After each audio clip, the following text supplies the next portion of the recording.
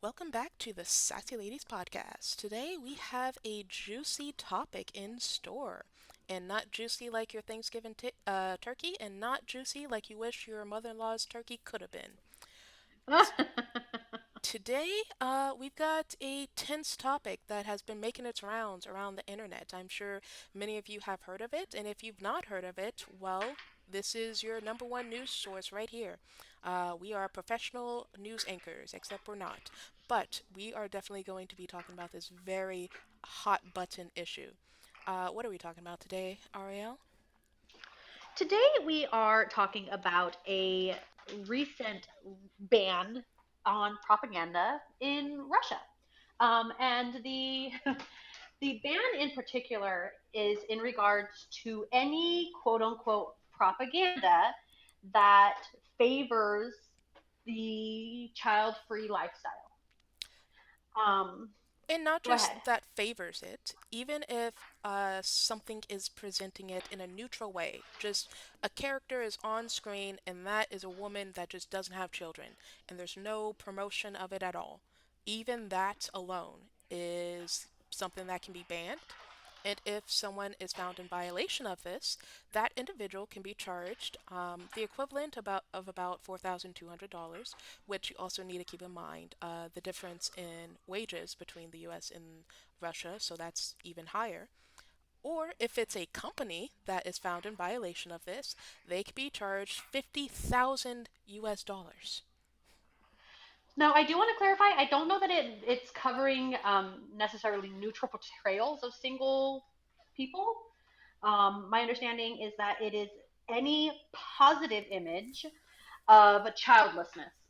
So that's basically any kind of joy being found in not having children.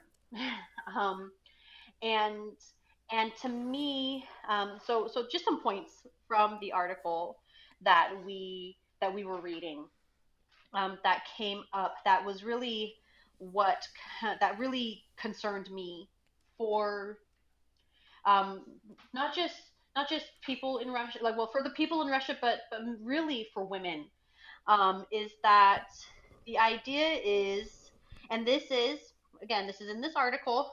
Um, this article is from the International Federation for Human Rights, um, and it states here that a Natalia, nope, I apologize, wrong person. According to Valentina Matvienko, she is the chairwoman of the Federation Council, the upper house of parliament. This movement does not align with the current expectation of women and must be legally prohibited. And to me, it's like okay, And to make it clear, when she says this movement, she means the so called child free movement, which is less of a movement and more people just saying, I'm fine with not having kids. yes. Um, and uh, and something because I was talking to my mother about this actually. She's like she didn't even know what that meant. What it means to what she's like I don't even know what childless means. Um, and what it is just the and according to Russians, not Russians, but according to the um, the Federation Council, the idea is that the U.S., the West, but ideally the U.S. is big on promoting and allowing, right, its citizens to make the choice whether they want to have children or not. And it's not just the U.S. There are a lot of millennials, women and men, couples, single people, a lot of people in my generation that are making the choice to not to. It's not that they're like, oh, I'm not in a relationship, so I'm not having kids. It's they're actively choosing to not have children, whether that be for financial reasons, whether that be for medical reasons, whether that be to, maintain whatever quality of life they have right now. They're like, no, I'm good. I don't want children, have no plan on having children ever. It's this mindset, this westernized mindset, quote unquote, that Russia is saying we don't want that being promoted at all, to the point that they've decided to ban it as a nation, or at least their parliament has. I can't say that it speaks for all of Russia, or the Russian citizens, but that they have chosen to ban it, any kind of positive outlooks on this child-free lifestyle from being shown in media, being written about, anything like that. It's being completely banned. And it's also worth noting, who's deciding at what point something is promoting? It's completely up to subjectivity by the people who are in charge. They get to decide whether or not something aligns with their family values. And this article also talks about how this isn't just something that's happened recently. So it's not just due to the war or whatever, because they are pushing more people to have babies to replace the people that they've lost in the war. And there is a concern with their economy in that regard. But this isn't anything new. We can see here that this article talks about how a similar law was passed in 2022, which completely banned LGBT propaganda. And if anyone was aware of this action back then, you would recall that a lot of the so called propaganda was simply just things that featured an LGBT couple or just simply just made mention of the fact that LGBT people exist. All of that was considered propaganda.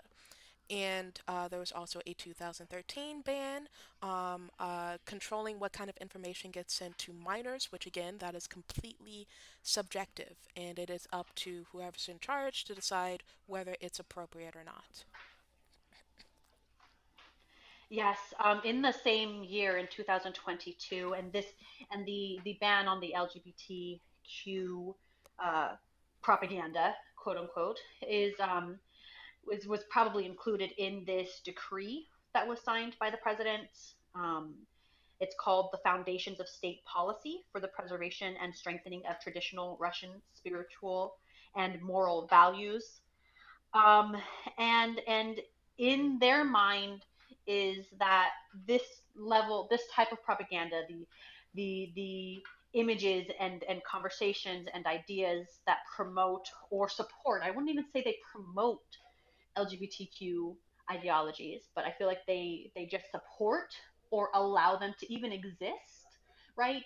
Um, in media or anything like that, that this or the child-free life, choosing not to continue to procreate and build up your nation with more citizens, that these choices are um, they are considered destructive ideological influence, that this is coming, and the big bad, as most, I would hope that most of our listeners know, for Russia, the big bad is the West, is Western ideology, and ideally, well, mainly for them, it's the US.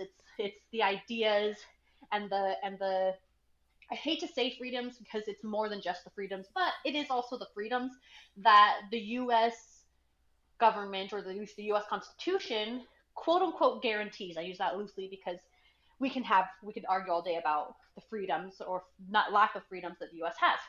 But it's the idea that, we have these freedoms of speech. We have the freedom to procreate as we so fit.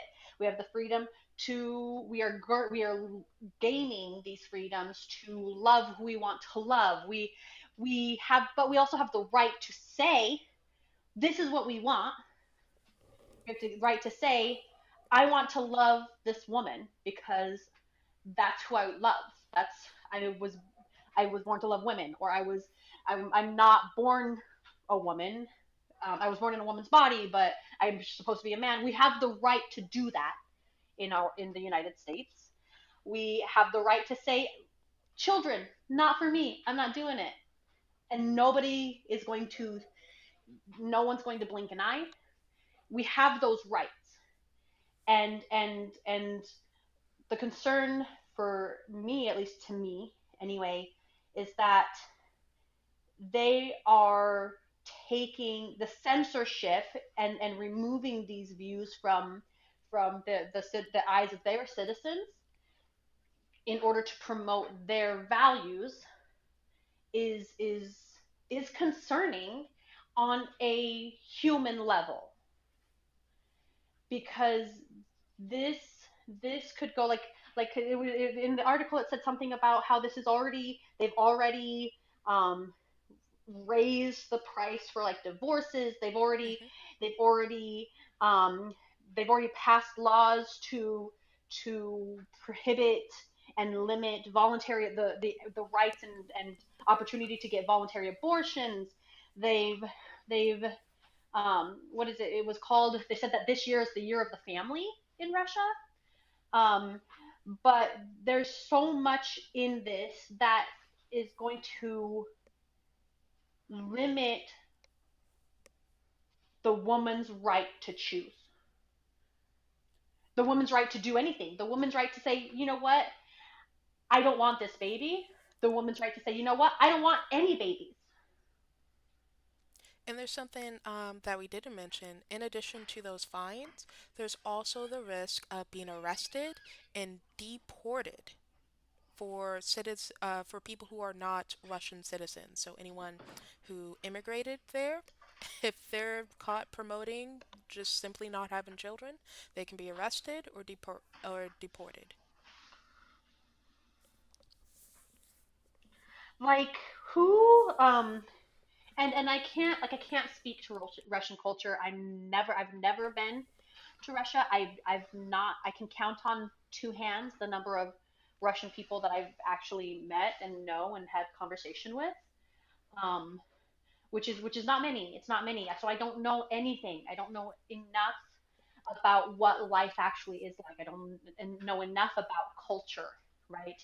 Um, to be able to speak to what a true traditional Russian, what the true traditional family value is, right? I can't speak to that, but I feel like this level of censorship is a severe overstep um, on a human rights level. Like, at what point does it become okay? And I think this might come. I think this might line up with today's question of the day. But like, at what point does it become okay for the government to determine what your what at what point does it become okay for the for your government to determine what type of family you want to have or what your family dynamics are? Like, when is that okay? And especially with the current situation going on in Russia right now, some people may say, well, they need to replace the population, but obviously this isn't going to help with that. People aren't going to suddenly start popping out more babies just because there's not an active promotion for being child free, especially if there is a war going on. Who wants to have children if those children could potentially just end up in the line of fire? Yeah, it's like it's it's reminding me, or it's reminding me a little bit of China's old one child policy, Hmm. um, which ended back in 2016. But it's like, is it going to get to the point? Like, is like how far away are we from that line? You know, like but like to the opposite effect, right? Right. In China, the idea was limiting the was minimizing the growth of population. Um, um, what at what point, like, it feels like Russia's dancing on this line of demanding, one of creating a one child policy. Is like, no, this household has to have one child. And Is that where this is? You know what I mean? It feels like this is a dangerous line. and to push push this out on a greater scale, I'm sure we've all heard the crisis stories about how insert country here has falling birth rates. Um, and we've heard it about the United States. There's not too much of a big deal about that for here, but for countries that have had declining birth rates for a long time, like Japan, Korea, China, South Korea, they yeah. are a lot more concerned about it to the point that some of them, namely China, have started looking at uh, regulations to potentially encourage, quote unquote, people to have more children. And right now, it's not at the legislative state, but there are those proposals. And right now, those countries are trying to have monetary incentives that are very kind of insultingly low monetary amounts, given the cost of actually raising a child. Mm. But with what Russia is doing right now, will other countries see that as a leadership thing for them to follow? Will they try to follow in Russia's footsteps and say, okay, this is what we need to do to get our citizens to make more babies?